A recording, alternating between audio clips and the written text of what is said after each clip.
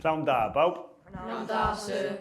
Sesiwn yn y gampfa heddiw, in the gym today. Da chi'n barod? Ready? Da chi'n barod? Iawn. 2. Os gen ti trainers? No, nac oes, sir.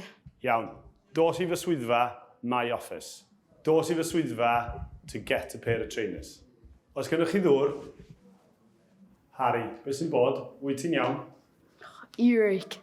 O, mae gen ti big and clist. Os gen ti nodyn, do you have a note? Iawn, dos i gasglu'r iPad. Dwi eisiau ti gofnodi nodiadau am y sesiwn. Dwi eisiau ti gofnodi nodiadau. Take note about the session. Iawn? Diolch, Harry. Iawn, bawb. Heddiw, fyddwn ni'n gwneud 3 pheth. We're going to do 3 things, 3 pheth. Mi fyddwn ni'n rhannu, split, rhannu i 2 grŵp. Dyma 3 gorsaf ymarfer.